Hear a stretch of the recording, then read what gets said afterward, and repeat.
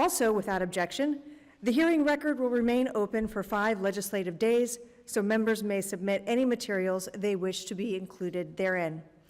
Thank you, Ranking Member Morelli, members of the committee, and our witnesses for participating in today's hearing. Free, fair, and secure elections are critical to the democratic process. The Committee on House Administration has broad oversight of federal election policy. Today, the Subcommittee on Elections continues that oversight with a discussion on election administration during natural disasters. While laws dictate the time, manner, and place for elections, one factor that is out of our control is the weather.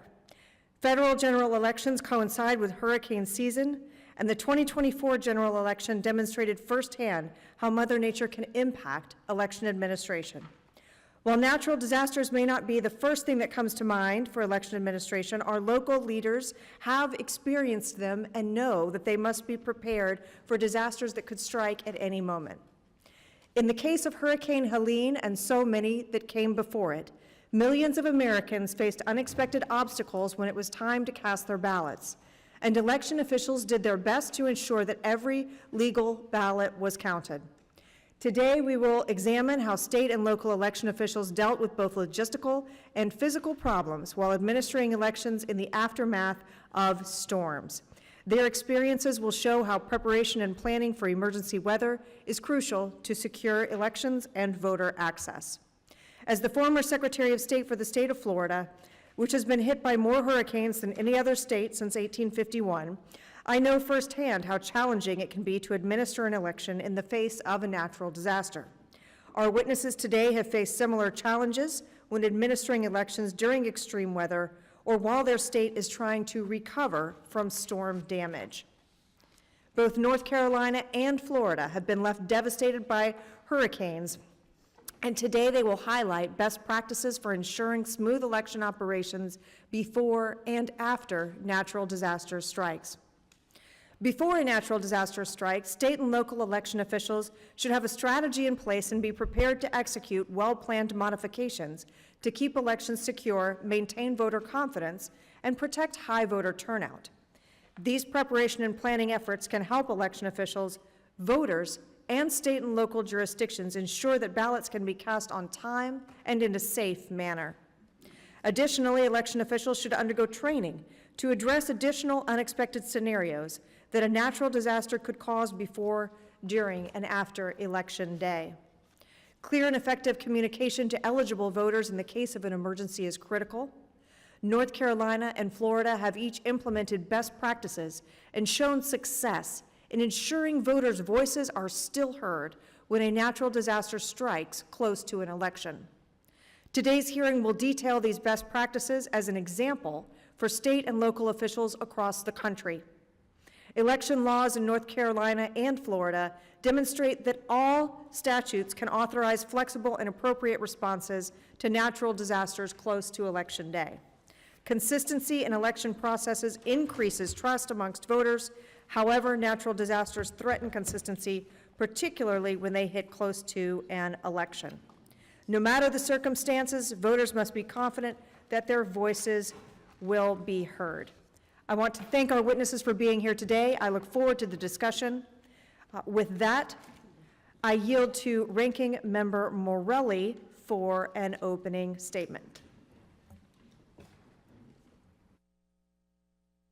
Well, thank you. Good afternoon, everyone. Thank you, Chairwoman Lee, and thank you to my dear friend, the ranking member of the subcommittee, Ms. Sewell. And thank you to the witnesses for being here today. I think this is, as Chair Lee and I said, this is the third time we've tried to organize this, so third time is a charm, it turns out. But this is really a very, very important conversation to have, and I'm grateful to the chair for pulling us all together, and again, to all the witnesses for being here. And I think it's important to kind of take stock of the moment that we're in. A recent report found that last year there were 27 individual weather and climate disasters with at least $1 billion in property damages. That's really pretty extraordinary as the number continues to grow and the amount of damage that storms do.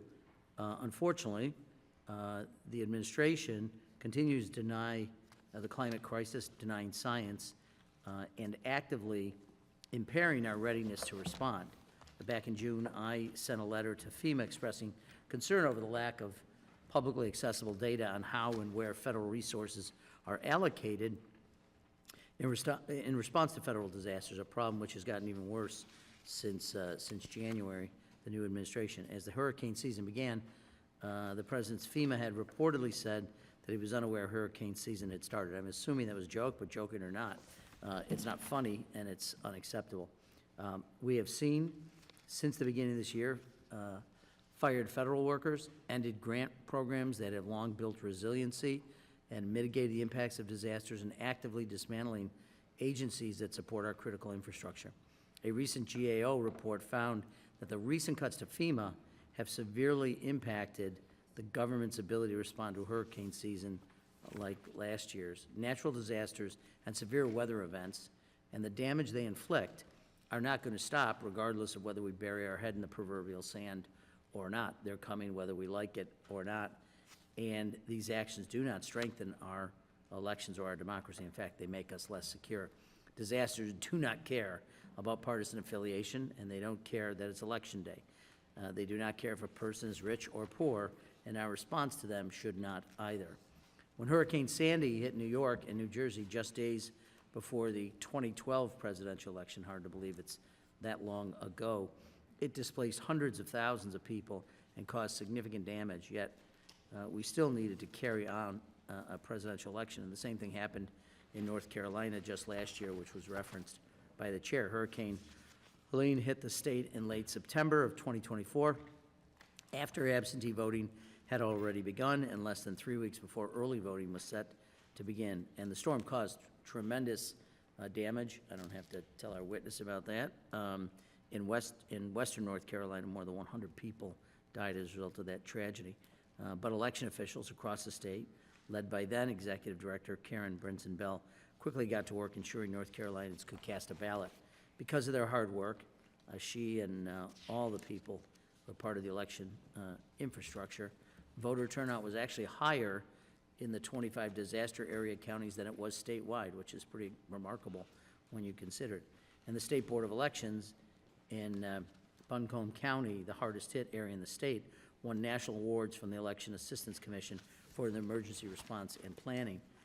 Unfortunately, Ms. Brinson-Bell was recently removed from her position after the Republicans in the North Carolina legislature pulled what I could only describe as a blatantly partisan takeover of this Board of Elections, shifting the power to appoint the board's members from a governor, who happened to be a Democrat, to the state auditor, which seems like a pretty illogical move. But anyway, thank you, Ms. Brinson-Bell, for being here today to share your experience and expertise on this issue, and thank you to you and your staff for the hard work in the last elections.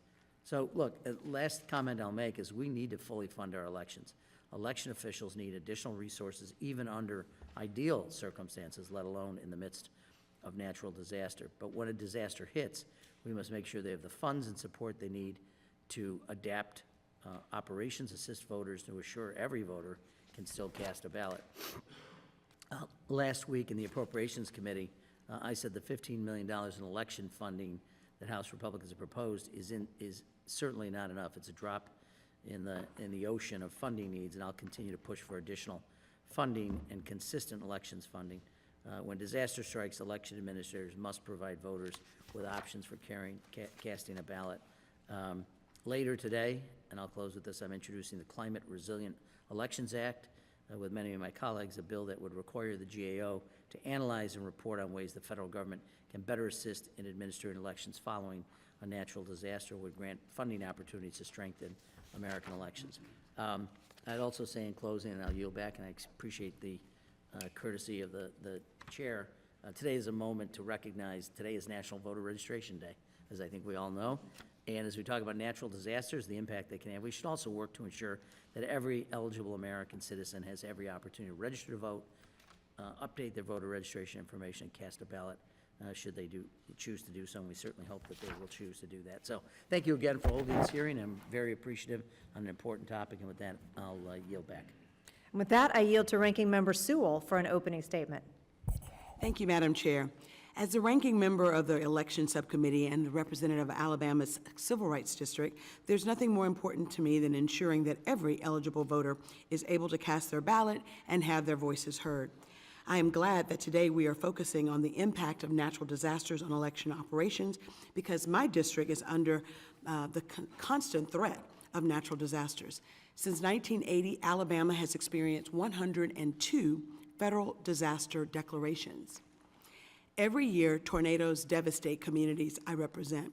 From the April 27, 2021 tornado that claimed the lives of 64 Alabamians to the January 2023 storm that devastated my hometown of Selma. Every member of Congress who has experienced a community impacted by a natural disaster knows that extensive coordination between local, state, and federal partners is required to restore basic services and infrastructure to the people impacted by these events. Our election administrators are not immune to these disruptions.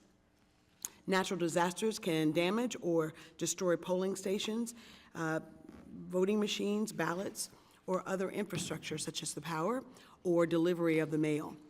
They can damage or destroy people's homes and belongings, including documents needed to meet voter ID requirements.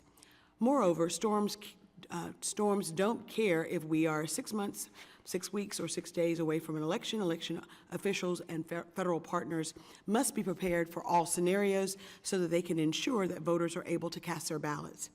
In the past, severe weather events such as hurricanes, tornadoes, and wildfires had more defined seasons, but we've seen that these seasons are lengthening. And regardless of when a disaster hits, a community recovery from disaster and destruction can take weeks, months, and I can tell you even years. Voters in Alabama and across the country deserve to know that we are prepared to manage the impact of these events and that we have plans in place to protect their access to the ballot box. As members of Congress, we should be working overtime to ensure that election officials have the resources they need to administer elections and that every voter has a fair opportunity to cast their ballot. Voting must be resilient, even in the face of crisis. I cannot ignore the fact that we are holding a hearing to discuss the impact of natural disasters on the election administration when the Trump administration is proposing to make major cuts to FEMA, undermining climate science and halting climate research at every turn. The president's reckless cuts to vital services like FEMA will increase the burden for states as they try to recover from recent disasters and try to plan for the future. Sadly, congressional Republicans are standing by silently as President Trump fires staff, cuts funding, and rescinds grants from these critical programs. I'm looking forward to our discussion today because we need to take a hard look at how Republicans' cuts will hurt our disaster preparedness and place new burdens on our election officials. And if we're going to have a candid discussion, the federal government must be an equal and good faith partner in that endeavor. Denying climate science, cutting recovery personnel and resources, spreading misinformation and disinformation, and threatening to withhold resources from the president's political opponents does not help election officials, voters, or the security of our elections. We must address the chronic underfunding of our elections. It's simple as that. We must be proactive as we think about ways to implement policies that not only expand access to the ballot box for every eligible voter, but ensures that our election infrastructure is resilient and does not crumble in the face of a natural disaster. When the next disaster strikes, and it will, it is the American people who will suffer from the lack of preparation and resources. We will not forget this administration's efforts to make it harder for Americans to vote and reducing the few resources that we currently have for election administrators. The American people's right to vote is sacred, and I know that I will continue to work tirelessly with my colleagues across the aisle to make sure that we have adequate funding and that every eligible voter has a right to vote. With that, I would like to ask Madam Chair if I can have unanimous consent to enter into the record a January 2025 report published by the Election Infrastructure Initiative detailing the significant emergency costs experienced by election officials during the 2024 election. Without objection, so ordered. I also ask unanimous consent to enter into the record a statement from the League of Women's Voters outlining some of the ways that we can best ensure we are prepared for natural disasters and that every voter can cast a ballot. Without objection, so ordered. Thank you. Without objection, all other members' opening statements will be made part of the hearing record if they are submitted to the committee clerk by 5 p.m. today. Today, we have one witness panel. I will now introduce our witnesses. First, we have 4 Eggers, partner at Eggers, Eggers, Eggers, and Eggers, PLLC, and current secretary of the North Carolina State Board of Elections. Next, we have Cord Bird, the Secretary of State of the great state of Florida. And finally, we have Karen Brinson Bell, the former executive director of the North Carolina State Board of Elections. Each witness will have 5 minutes to provide an opening statement. I now recognize Mr. Eggers for the purpose of giving his opening statement. Thank you, Chair Lee and ranking members Morelli and Sewell for the opportunity to address your committee. Between September 25th and 28th of last year, Tropical Storm Helene inundated western North Carolina, receiving an unprecedented amount of rainfall consistent with a 1,000-year storm. This level of rainfall, coupled with the power of gravity, caused mountain streams, creeks, and rivers to become overwhelmed, with the speed and force of water tearing out culverts, bridges, power lines, telecommunication lines, water lines, and sewer lines. Mudslides and downed trees added to the difficulties in travel and basic emergency response services.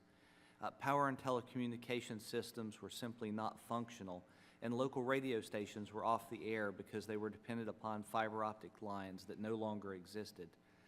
There was no internet service nor cell phone service through much of the region. State roads in the area had more than 9,000 damage sites and more than 1,400 road closures as a result of the storm. This storm left us 38 days until Election Day and 21 days before early voting was to begin for the North Carolina presidential election. In the 25-county disaster area, 10 of our county offices were closed for extended periods of time due to lack of electrical, telecommunication, internet, power, and water service. Thankfully, we were able to account for all of our county election staff and quickly took inventory of the damages and needs for those offices.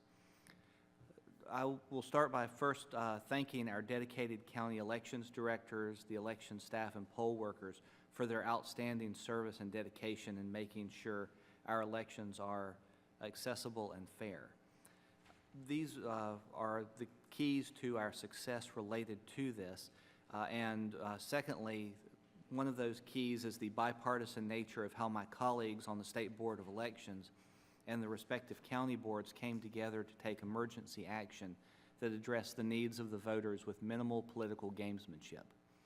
On September 30th of 2024, we were able to issue a bipartisan and unanimous emergency directive to allow for flexibility in conducting absentee ballot meetings in the affected areas.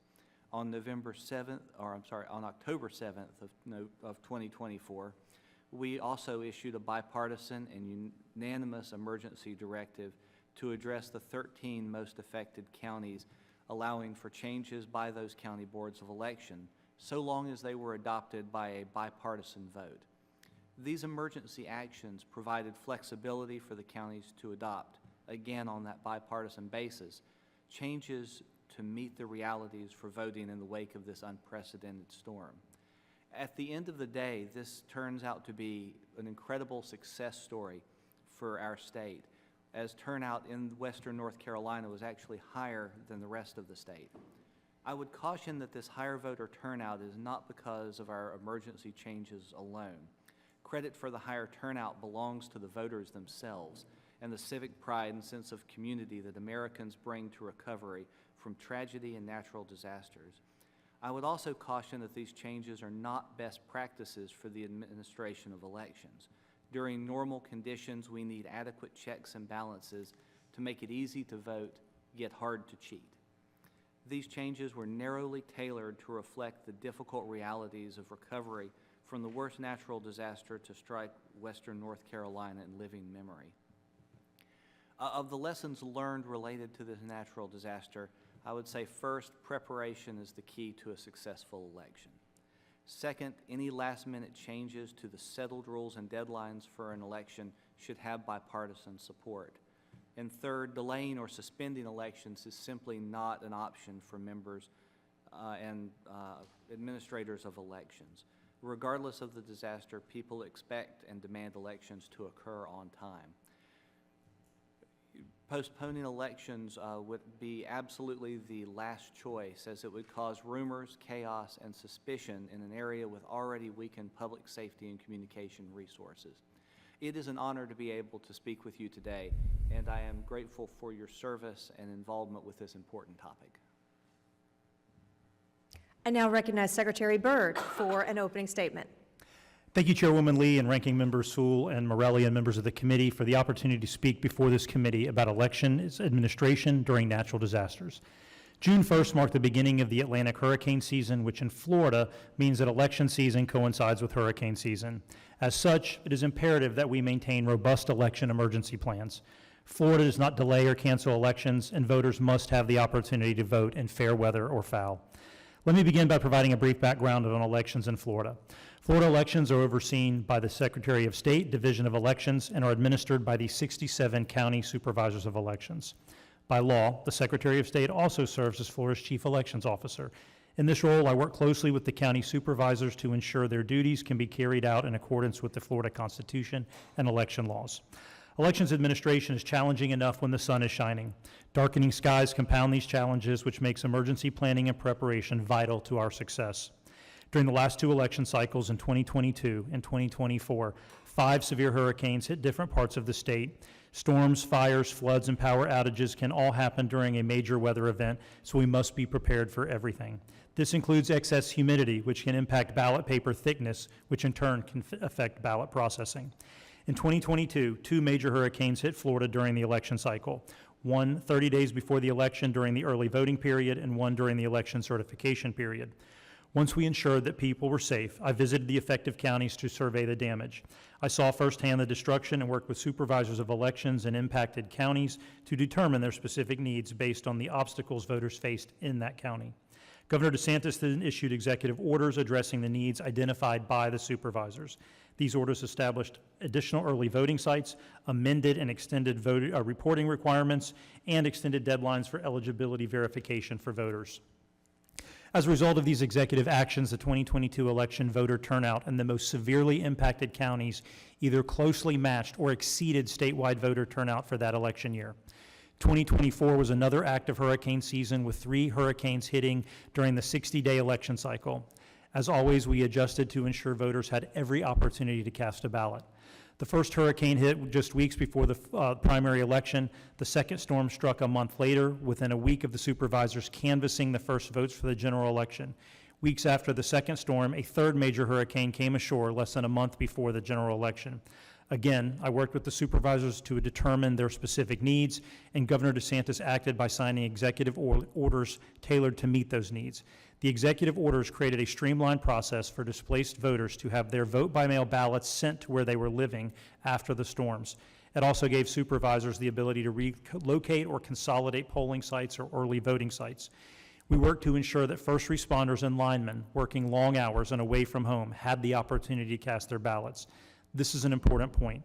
While displaced voters must be afforded the opportunity to cast a ballot, so too must the people who are responsible for the maintenance of order and the restoration of power. While these storms disrupted the daily lives of voters, we ensured that it would not take away their ability to vote. And in 2024, Florida saw its highest voter turnout in 30 years. For example, Taylor County in Florida's Panhandle received direct hits from 2 of the aforementioned hurricanes, yet it saw a 90.9% voter turnout. Citizens want to vote. It was truly inspiring to see people perform their civic duty despite being displaced by these devastating storms. First, the natural disasters of 2022 and 2024 reinforced the importance of excellent coordination and planning. Second, Florida has proven that elections can still proceed even when emergencies are looming or when a community is recovering from disaster. Third, Governor DeSantis has shown that executive orders are the key to election continuity. Importantly, there is no one-size-fits-all approach. Each emergency is different, and at the state level, our role is to assess the county's particular needs and find solutions. Governor DeSantis and I used our executive powers to permit flexibility when warranted, while also maintaining the high standard of election integrity established in Florida law. Once executive action is carried out, it's important to inform the public. During elections, my staff provides information to supervisors and the public by issuing press releases, pushing messages on our official social media channels, updating our website, and answering calls to the voter hotline. Emergency planning begins with coordination between state and county emergency responders and election administration officials. The Florida approach to elections is clear. We do not move or delay elections. Instead, we are committed to ensuring that voters affected by emergencies can still exercise their right to vote. Thank you for allowing me to testify today about how Florida administers elections during emergencies. I look forward to answering your questions. Thank you. I now recognize Ms. Brinson Bell for the purpose of an opening statement. Thank you, Chairwoman Lee and Ranking Member Sewell and members of the subcommittee for the opportunity to share the extraordinary work of election professionals to ensure safe and secure voting following the devastation caused by Hurricane Helene in western North Carolina in 2024.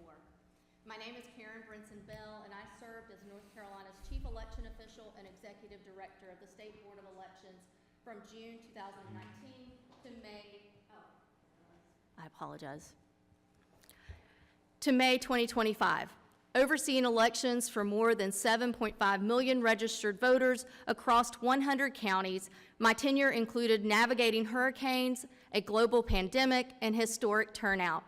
My elections career began nearly 20 years ago in the mountains of western North Carolina, so Helene's impact was very personal. Helene and previous disasters show the critical need for strong communication and early and often with federal, state, and local partners, as well as steady, reliable funding and advanced preparation. Our voters must have confidence that they will be able to cast a ballot and have that ballot count through any emergency. We do that by talking early and often, planning carefully, and ensuring all election offices have the resources they need well in advance. Disaster response begins long before an event. Careful planning allowed us to act quickly when Hurricane Helene hit western North Carolina on September 27, 2024, dropping 30 inches of rain in Yancey County in 3 days and pushing water down the French Broad River at more than 240,000 gallons per second. Preparedness meant adopting an all-hazards approach. We trained for the unexpected and embraced the philosophy, we don't stop an election, we figure out how to proceed. Having managed elections during past hurricanes and the pandemic, we knew disruptions were inevitable. The challenge was how we respond. When Helene struck, absentee by mail voting had begun and ballots were in the mail stream. On Monday, September 30th, 14 county offices could not open. We had limited ability to communicate with local election officials and their staff. In some cases that week, we did not know if the election staff were okay or not. Cell phone towers were down, there was no power and no internet. Since analog phone lines are mostly obsolete and email requires working computers or smartphones, communication from county to county or across the state was difficult and even non-existent in some circumstances. State emergency management immediately prioritized elections with other critical infrastructure. Resources were provided through emergency management, FEMA, and state emergency funds, covering needs our regular budget could not. These funds covered portable toilets, tents, ATVs, satellite devices, generators, and more, much of which were delivered within days. We requested $2.5 million in legislative relief, but only needed $500,000, as most needs were met by state and federal emergency management. Legislative funds arrived after October 10th, just a week before early voting. Without North Carolina emergency management and FEMA's swift action, critical needs would have gone unmet. In 1 week, all county offices reopened. No equipment damage, no ballots lost, and most importantly, no election workers' lives lost. By October 17th, 76 of 80 planned early voting sites in the 25-county disaster region opened on schedule with power. By Election Day, the vast majority of sites were open with little consolidation and no isolated communities unserved. Only 7 tent sites were needed. Remarkably, Western North Carolina surpassed statewide turnout by 2 percentage points. Emergency authority allowed the state board to act quickly, granting counties flexibility to adjust voting locations, appoint voting site officials from outside the precinct as needed, and allow absentee voters to return ballots to any county. By state law, affected voters could indicate natural disaster as an exception for showing voter ID. September is National Preparedness Month. We are also approaching the 1-year anniversary of Hurricane Helene. We delivered voting in North Carolina because of advanced preparation, strong communication, and intentional partnership with federal, state, and local emergency management and other support structures who provided funding and resources in an emergency. However, we cannot let our guard down or become complacent, as natural disasters will continue to occur and likely at the time of elections, given our nation's election schedule. We cannot retract resources or funding. Rather, more needs to be dedicated to the effort to ensure voting continues and ballots are counted no matter the circumstances. Thank you for inviting me to testify, and I welcome your questions. Thank you. I will begin our questions today, followed by the ranking member. I now recognize myself for the purpose of questioning our witnesses. Secretary Byrd, I'd like to begin with you and discuss the coordination between the Florida Department of State and state and local emergency management officials. Would you share with us a bit about that coordination and how coordinating with local emergency management prepares election administrators across the state for incidents of severe weather? Thank you, Chairwoman Lee, for the question, and certainly as my predecessor in Florida, you are no stranger to the issues of hurricanes in Florida. So at the county level, because that's where the elections are administered, we encourage the supervisors of elections to coordinate with their local county emergency management. Then, of course, we have emergency management at the state level. So as a storm approaches, and once we've ensured that all lives are safe and secure, then we can stream resources from the state level. We have resources pre-positioned throughout the state. We have individuals who are pre-positioned from our office in the places around the state, and then certainly in the areas where there's going to be a hurricane. With elections being critical infrastructure, we can surge resources to them. So if I'm in communication with the supervisor and whatever they need, from clearing a road to getting power back up and running to internet connection and service, whatever those needs are, because they are critical infrastructure, we can then work with state emergency management to work with local emergency management to get the resources up and running. And in particular, those are some great examples. How does your office ensure effective communication? Because one of the things that typically happens in these kinds of storms is a loss of potentially cell signal, a loss of power. What can you all do to help ensure communication from state to local election officials, especially if those regular lines of communication are unavailable after a storm? Certainly, we have satellite phones that are available to us in case communications go down. Fortunately, in Florida, because of our long history with hurricanes, much of the infrastructure is placed underground, which limits some of the ability for those types of communications to be knocked out. We're utilizing services like Starlink to be able to get resources to a supervisor's office. So those are some of the examples of how we maintain communication. And as I said in the answer to my previous answer, we have individuals that are pre-positioned around the state from our office to be directly communicating, to be boots on the ground in the affected areas. And what other key lessons can other states learn from Florida, where election season so routinely coincides with hurricanes? Once again, pre-positioning resources, tabletopping or game planning the scenarios, what's going to happen, and then really having that communication with the individual supervisors, so that we want to use a scalpel to pinpoint exactly what resources they need and provide We want to make as few changes to our election system as possible. So we really want to take a targeted approach and meet the needs of that individual county. So in one storm, we may have a flooding event in one county, but it could be a power outages in another county. So there's going to be different needs, so it's not a one-size-all approach. And Mr. Eggers, what Secretary Byrd just said reminds me of one of your comments in your opening statement about finding the right remedies and targeting those remedies to fit the needs that develop in a situation. Would you describe for us, please, the type of logistical problems that Hurricane Helene caused for your election procedures, particularly in Western North Carolina, and how you all adapted to meet those challenges? Thank you, Chair Lee.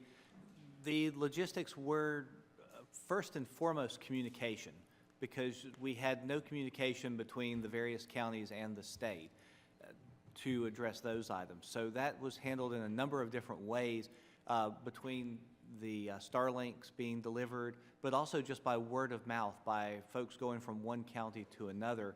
Our first emergency resolution, I had to inform a county board of elections that we had canceled several of their meetings on their behalf, and they said, good, we couldn't get anyone here to do that. So it's a process of building communication first and then building the infrastructure back so that you can get what's needed both through local emergency management, through state emergency management, and on up the chain. So logistics are the key for building back those precincts and those locations that are critical to our success.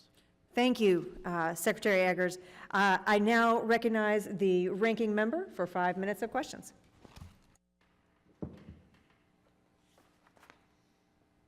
Thank you, Madam Chair. Ms. Brinson-Bell, the administration has, as I mentioned in my opening comments, cutting federal government staff, resources that focus on elections, as well as critical disaster preparedness programs. In your written testimony, you mentioned critical partnerships and resources, agencies like CISA, EAC, Emergency Management, and other federal partners. As election officials assess and plan for the next election, how will the loss of these partnerships and resources impact contingency planning and training, and how will election officials utilize the resources they have to fill these gaps? And frankly, is there enough space? Do they have enough resources to fill some of these gaps?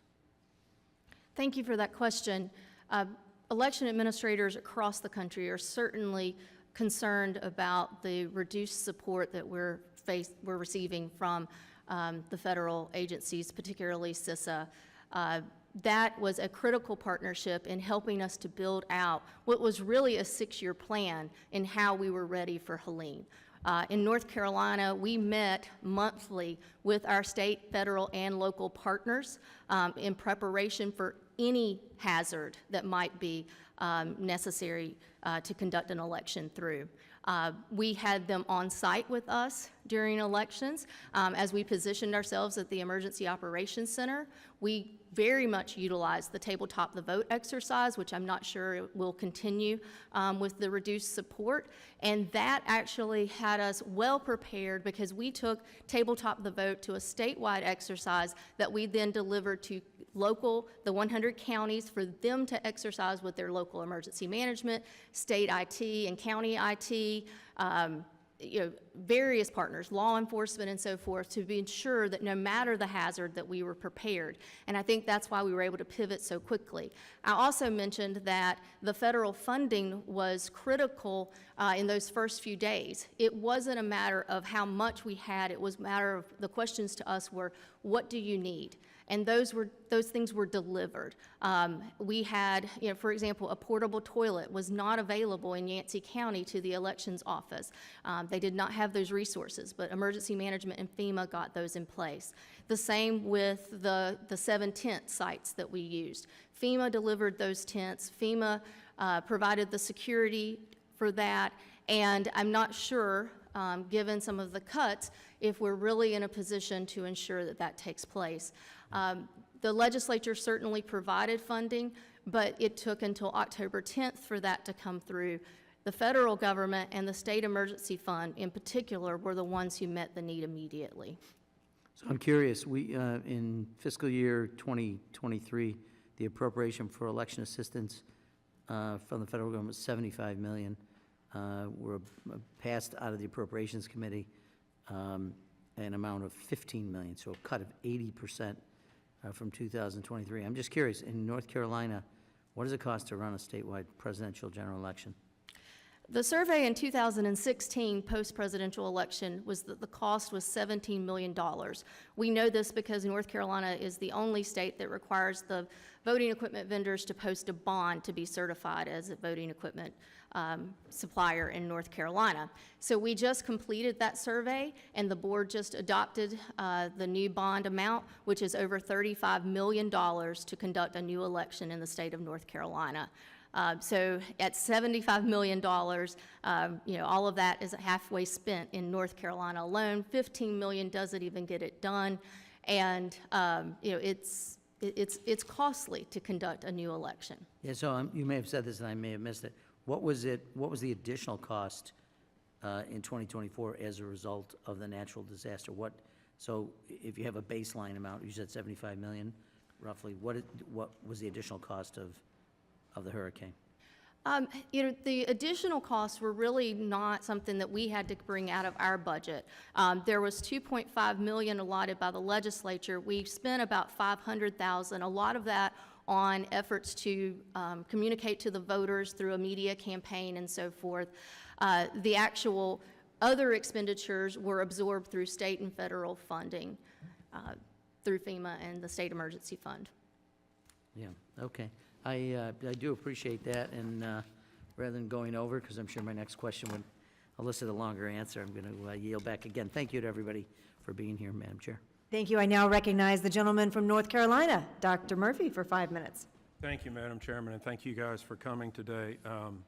I live over in the east, and we have those little whirly storms a little bit more over in our neck of the woods than they do in the west, and actually I went in a helicopter and surveyed the damage with Senators Tillis and Budd just 3 days afterwards, and it was cataclysmic. So how you guys got anything done is a testament to hard work.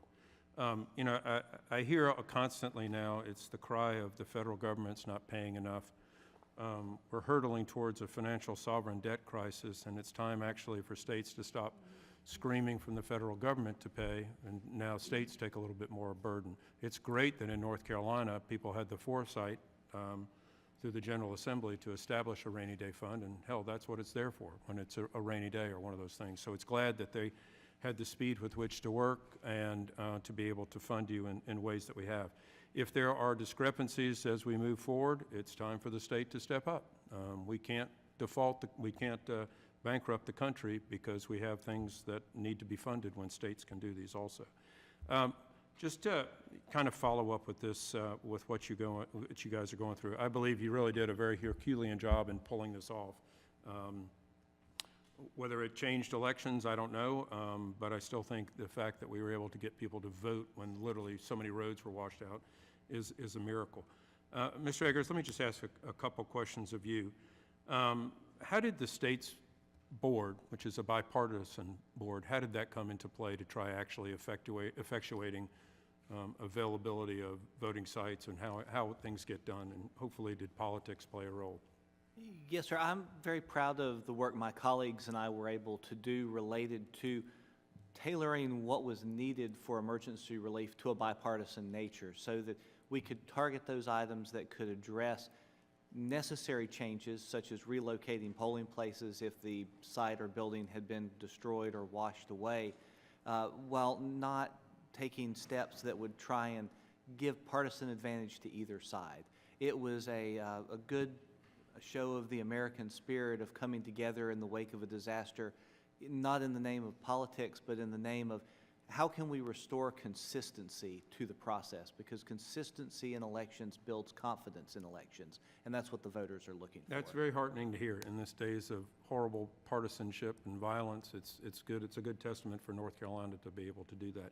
If you had to give a percentage of people that you did not feel had access to be able to vote merely because of the storm, could you postulate on what that might be? That would be difficult to come up with an answer to come up with that solution. I would say that based upon the changes in the work that were done and also the records and procedures taken by both the county boards and by their staff, we were able to open all but almost 7 precincts in, say, Buncombe County, which has 200 voters, and get voters information to where they could still get to a voting site. So I would like to think we were able to mitigate the impact of the storm as far as the accessibility and availability of voting to voters. And I'm not aware of any voters who stated that they were unable to vote in the most recent presidential Great. election. Again, testament to a good bipartisan nature in North Carolina, so hats off to you guys. Just one other question, and then I'll shut up. The state board allows the local boards to have some flexibility in what they do. Was that good, bad, indifferent? How well did that play into this situation? It worked well in all but one county. In one county, I believe there was a little bit of gamesmanship that was attempted. Ultimately, the legislature stepped in on a bipartisan basis and was able to restore a number of sites that had been cut from Can you voting. expound upon that? Yes, sir. In Henderson County, they consolidated all of their sites to one central site. It resulted in long lines and crowded parking lots, and the legislature adjusted their plan on a bipartisan basis such that there was more accessibility to the rural areas of the county and the harder to reach areas of the county. Otherwise, I think all the decisions were, of course, bipartisan and were a great success. Great. I mean, that's a testament because, you know, given the hostile nature of what politics is these days, I think it's a good lesson for everybody to have examples that people can actually work together. Let them vote, let the voters decide, and be as it is. So thank you, Madam Chairman. I'll yield back. I now recognize the gentlelady from Illinois, Ms. Miller, for 5 minutes.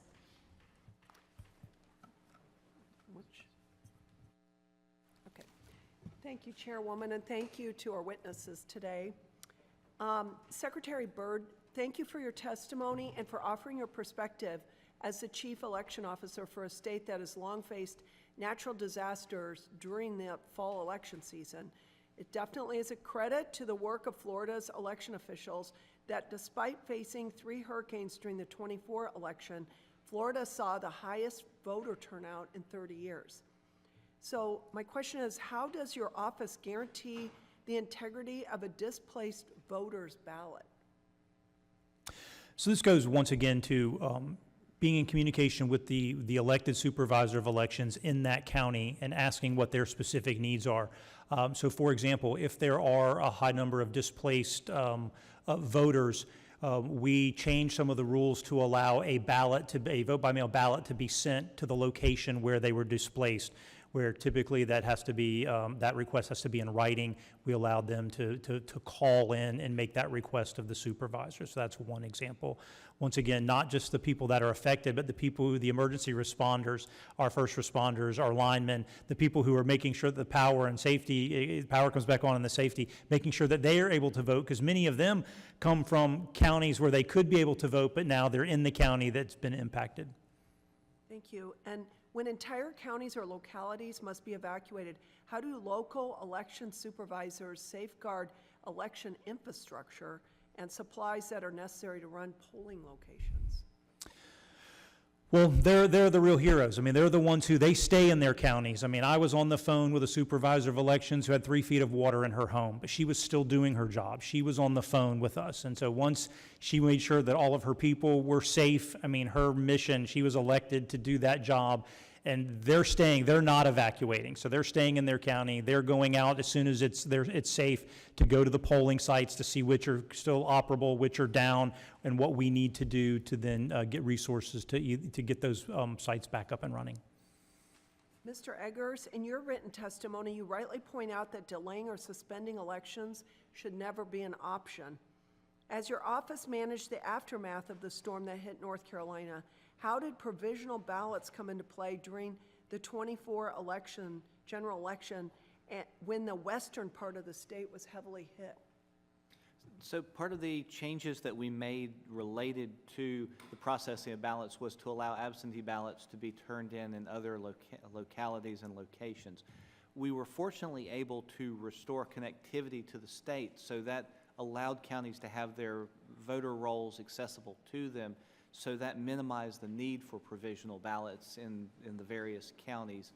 I have noted in my statement that even if we lost all communications and a county needed to run an election or a precinct needed to run an election with no communication, with no computers, with no documentation, that they could do so with pens, paper, and a place to store them, and ideally envelopes for provisional ballots, but really just pen and paper and a waterproof container can run an election in America. Are there lessons learned from Hurricane Helene that you think will change the way certain practices will be implemented either before or after a natural disaster strikes? Yes, in Western North Carolina, we're not used to hurricanes. We can handle a snowstorm, we're used to that, but when it came to a storm that destroyed all of our infrastructure, it really highlighted the fact that all of our communications are fiber optic and they are all land-based, and that we needed a backup system. And that's something that each of the counties simply did not have, to have a satellite phone such as Secretary Byrd has mentioned, and some of those practices. So I know we are looking at some of the things that Florida does as best practices so that we can implement those in North Carolina and prepare for natural disasters that we think wouldn't affect us. Thank you for your testimony, and I yield back. Without objection, and at the request of Representative Bice from Oklahoma, I'd like to insert an article into the record. The Fox News article is entitled, "Oklahoma Power Outages Linger After Ice Storm. Here's Why Election Day Won't Be Impacted." I'd like to thank our witnesses for appearing before us today. Members of the committee may have some additional questions for you, and we ask that you please respond to those questions, if any, in writing. Without objection, each member will have 5 legislative days to insert additional material into the record or to revise and extend their remarks. If there is no further business, I thank the members for their participation, and without objection, the committee stands adjourned.